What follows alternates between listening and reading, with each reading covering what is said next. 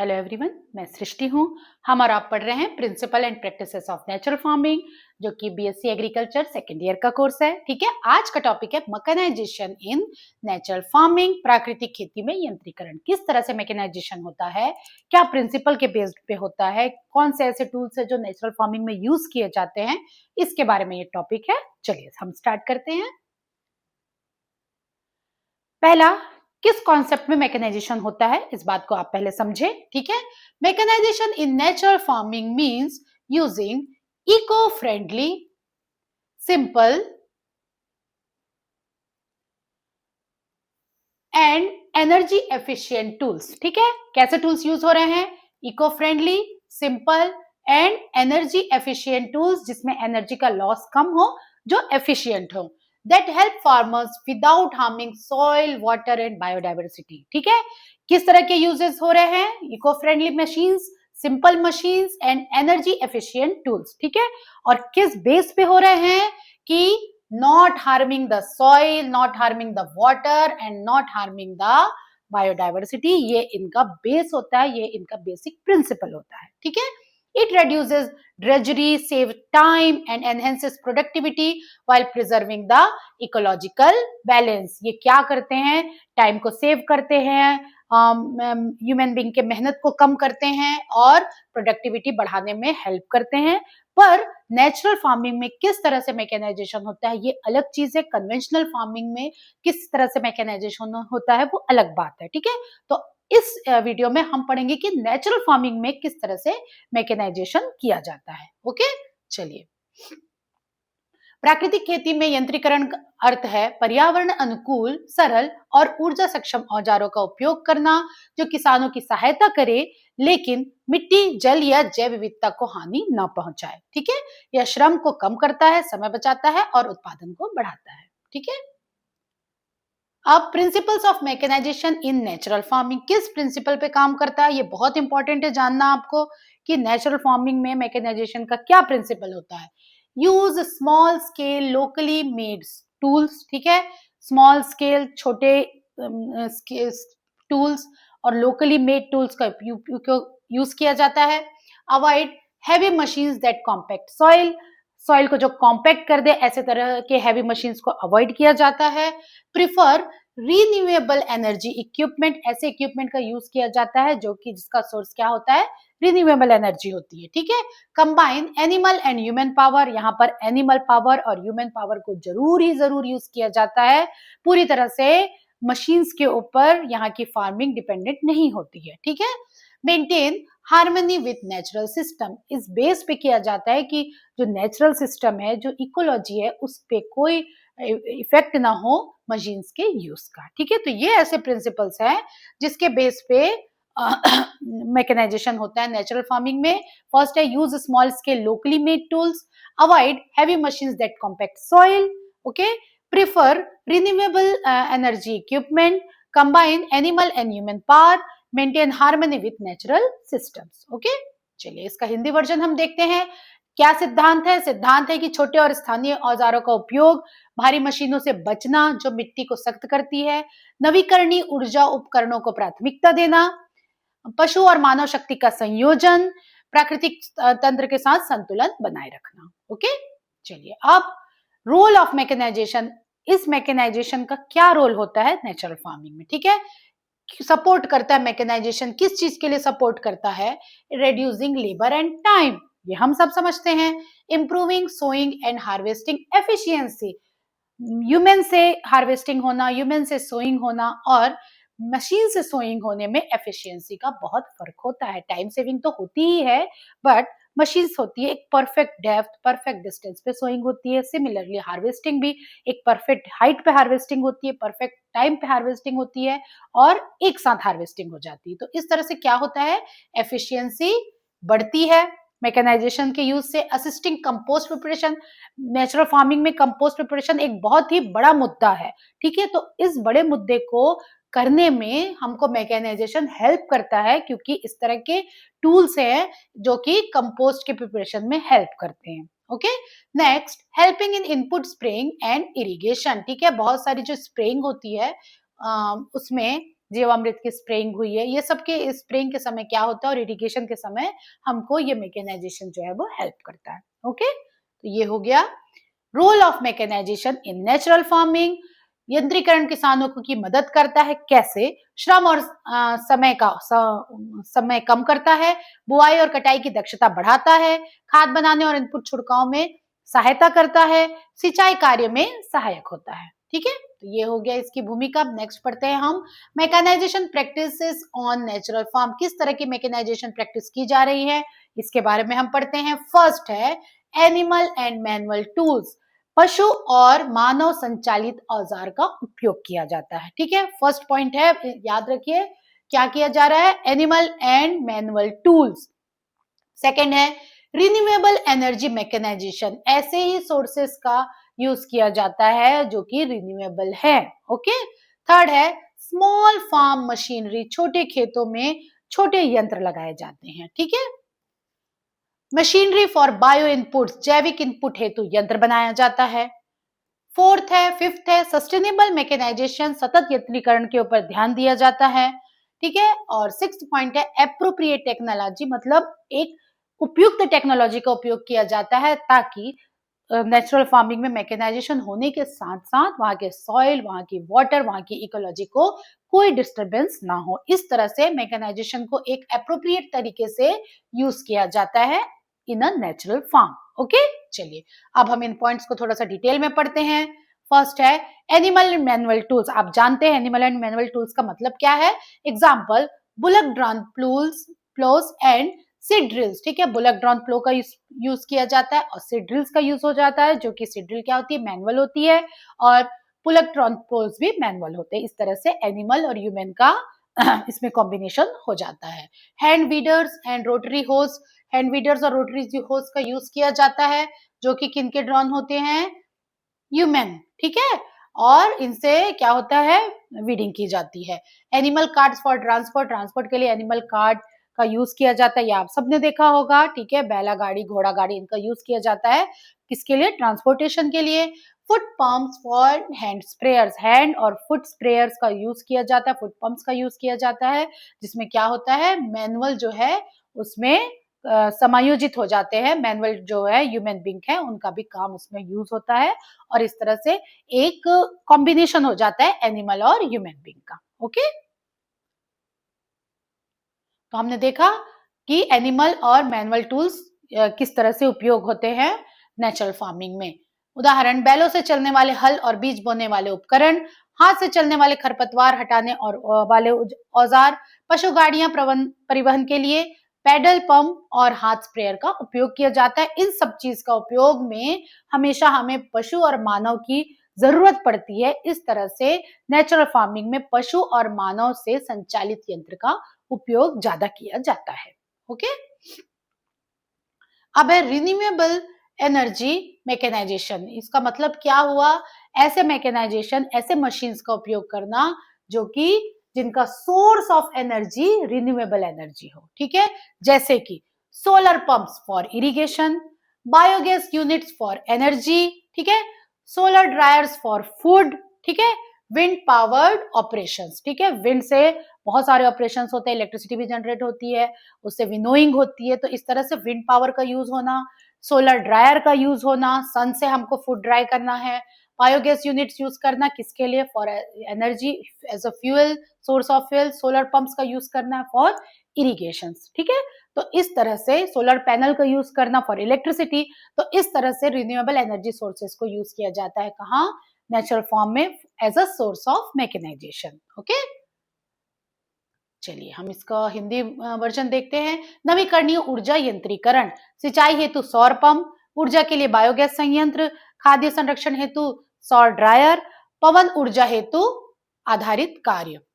अब third point है small farm machinery. कौन से ऐसे स्मॉल फार्म मशीनरीज का यूज किया जाता है, जैसे कि मिनी टिलर्स एंड पावर वीडर्स। ठीक है, जो ये पावर से तो होते हैं पर ये क्योंकि स्मॉल होते हैं तो इससे जो एनवायरनमेंट में नुकसान कम होता है, इलेक्ट्रिसिटी का सोर्स कम लगता है, तो हमारे नेचुरल फार्म में ये लॉस भी कम होते हैं। ठीक है, फिर है कंपोस्ट मिक्सचर्स यूज किया जाता है, वर्मी कंपोस्ट सेविंग यूनिट्स बनाई जाती है, सीड कम फर्टिलाइजर ड्रिल्स बनाया जाता है और उसको यूज किया जाता है। हैंड स्प्रेयर्स फॉर जीवामृत, जीवामृत को स्प्रे करने के लिए हैंड स्प्रेयर का यूज किया जाता है। ठीक है, तो ये ऐसे स्मॉल फार्म मशीनरीज हैं जो कि कहाँ यूज होते हैं, नेचुरल फार्म में, जैसे कि mini tillers, power weeders, compost mixtures, vermicompost sieving units, seed cum fertiliser drill, hand sprayers for जीवामृत।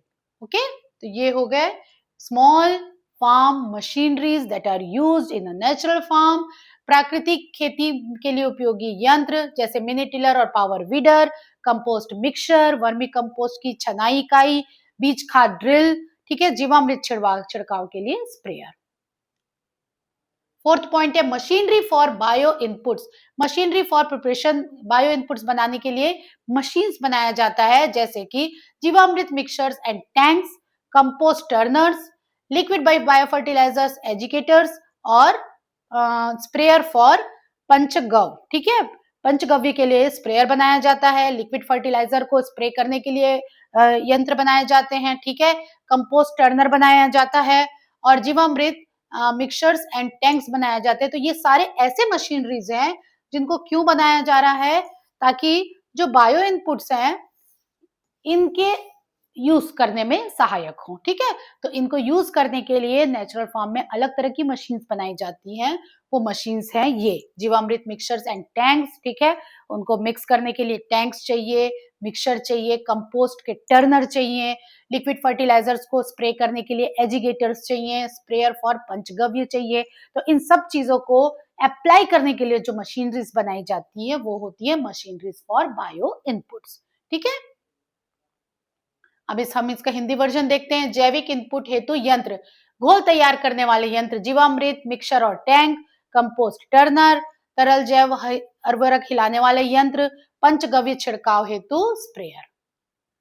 अब फिफ्थ है सस्टेनेबल मैकेनाइजेशन। सस्टेनेबल मैकेनाइजेशन का मतलब क्या है कि ऐसे मैकेनाइजेशन किया जाता है ताकि क्रॉप को, सॉइल को, वाटर को, इकोसिस्टम को लॉस मिनिमम हो और वो मैकेनाइजेशन आगे के फ्यूचर जनरेशन को भी काम आ सके। ठीक है, तो बेस्ट प्रैक्टिसेस कौन से हैं? यूज लाइट वेट टूल्स, ठीक है, शेयर मशीनरीज थ्रू कोऑपरेटिव्स। ठीक है, एक कोऑपरेटिव फॉर्म करना, जिस फार्मर को किसी मशीन की नीड है वो यूज करे, फिर दूसरा फार्मर उसे यूज करे, फिर तीसरा फार्मर यूज करे, इस तरह आपस में एक कोलैबोरेशन बनाए। और मशीन्स का यूज, अगर हम मशीन्स हमारे पास नहीं होगी तो ऑब्वियसली उसका यूज हम कम करेंगे। ठीक है, और इस तरह से एक चेन बने और मशीन्स का यूज कम हो, और इतना कम हो कि किसान की जरूरत का तो काम निकल जाए पर उससे ज्यादा वो मशीन्स का यूज ना करे, अपने बेनिफिट के लिए, अपने इजीनेस के लिए मशीन्स का यूज करके एनवायरनमेंट को वो डिफेक्ट ना करे। ठीक है, यूज रिन्यूएबल एनर्जी। ठीक है, जब रिन्यूएबल एनर्जी जो सोर्स होंगे तो क्या होगा, मैकेनाइजेशन जो होगा वो सस्टेनेबल होगा।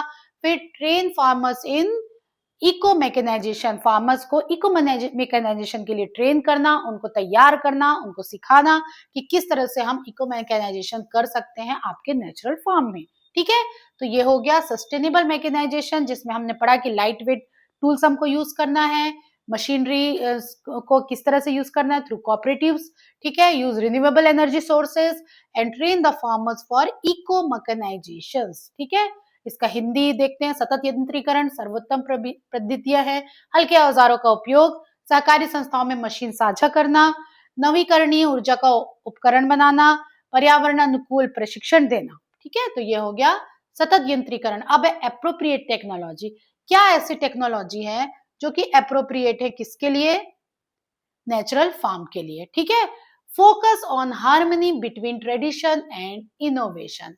बेस्ट है कि ट्रेडिशन और इनोवेशन के बीच एक हार्मनी क्रिएट करने की कोशिश की जाए। ठीक है, using appropriate machines that supports natural farming principles. ऐसे इन मशीन्स का उपयोग किया जाए जो कि नेचुरल फार्मिंग के प्रिंसिपल्स को डिस्टर्ब ना करे और उन्हीं के बेस पे ही जो मैकेनाइजेशन वो होता रहे और किसान का काम आसान भी होता रहे। ठीक है, तो मेन एप्रोप्रिएट टेक्नोलॉजी ये है कि हमें इस तरह से सामंजस्य बनाना है कि ट्रेडिशन भी हमारा मेंटेन रहे, ठीक है, और इनोवेशन भी मेंटेन होते रहे। तो इस तरह से अभी जो हमने पॉइंट्स देखे कि स्मॉल टूल्स हम यूज कर सकते हैं, रिन्यूएबल एनर्जी सोर्सेज यूज कर सकते हैं, ठीक है, बायोगैस, सोलर पंप का यूज करना, ठीक है, और ऐसे मशीन्स यूज करना चाहिए हमें जिसमें एनिमल और ह्यूमन का काम भी हो।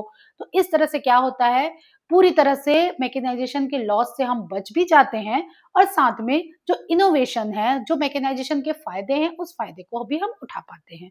ठीक है, तो इस तरह से ये अप्रोप्रिएट टेक्नोलॉजी है कि we can maintain between the tradition and innovation a solid chain. Okay, परंपरा और नवाचार के बीच संतुलन बनाए रखना, ऐसे यंत्रों का उपयोग जो प्राकृतिक खेती के सिद्धांतों का समर्थन करे, इन्हीं से का उपयोग जब होगा तब वही जो होगी वो उपयुक्त तकनीक होगी। ठीक है, तो परंपरा और नवाचार के बीच के संतुलन को ही हम कहेंगे कि ये एप्रोप्रिएट टेक्नोलॉजी है नेचुरल फार्म के लिए। ठीक है, अब बेनिफिट्स, क्या बेनिफिट्स है नेचुरल फार्म के, ये भी आप सब अच्छे से जानते हैं। It saves labour and time, ठीक है, it increase efficiency, it promotes youth participation. ठीक है, यूथ क्या होगा, जब मशीन्स होती है तभी वो पार्टिसिपेट करेगा, जब मैनुअल कोई चीज होता है तो यूथ जो है वो उसको करने में थोड़ा सा झिझकता है। ठीक है, रिड्यूसेस फॉसिल फ्यूल डिपेंडेंसी, जो फॉसिल फ्यूल की डिपेंडेंसी उसको कम करेंगे हम। Expends the natural farming scale, natural farming scale को हम इस तरह से एक्सपेंड करेंगे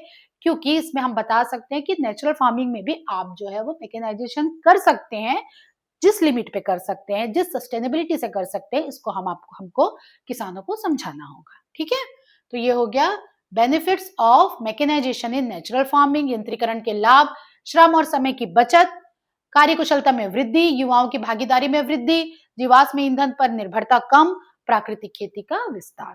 ठीक है, अब लेकिन कुछ लिमिटेशंस हैं। क्या लिमिटेशंस है, heavy machines compact the soil, ये हम सब जानते हैं। हैवी मशीन्स का अगर यूज हमने किया तो वो क्या करता है, सॉइल को कॉम्पैक्ट कर देता है। हाई कॉस्ट हो जाता है फार्मर के लिए। ठीक है, फिर improper use harms the soil ecology. ठीक है, over use reduces the employment. ठीक है, ज्यादा हम मैकेनाइजेशन कर देंगे तो क्या होगा, आसपास के लेबर है जो वीडिंग का काम कर रहे हैं, जो सोइंग का काम कर रहे हैं, जो फर्टिलाइजर का काम कर रहे हैं, इरिगेशन का काम कर रहे हैं, उनका काम जो है वो बंद हो जाएगा और इस तरह से एम्प्लॉयमेंट उसमें लॉस होगा। ठीक है, तो ये है लिमिटेशंस किसके, मैकेनाइजेशन के। तो भारी मशीनें मिट्टी को सख्त बनाती हैं, ये इसकी सीमाएं हैं। छोटे किसान के लिए महंगी होती हैं, अनुचित उपयोग से मिट्टी की संरचना बिगड़ सकती है और अत्यधिक यंत्रीकरण से रोजगार में कमी आती है। ठीक है, तो ये मैकेनाइजेशन का जो वीडियो था उसका हम कंक्लूजन देखते हैं कि mechanisation in natural farming should be eco friendly, efficient and sustainable. ठीक है, ये 3 पॉइंट बहुत बहुत बहुत ही इंपॉर्टेंट है। फर्स्ट है इको फ्रेंडली होना चाहिए मैकेनाइजेशन, सेकंड है एफिशिएंट होना चाहिए और थर्ड है सस्टेनेबल होना चाहिए।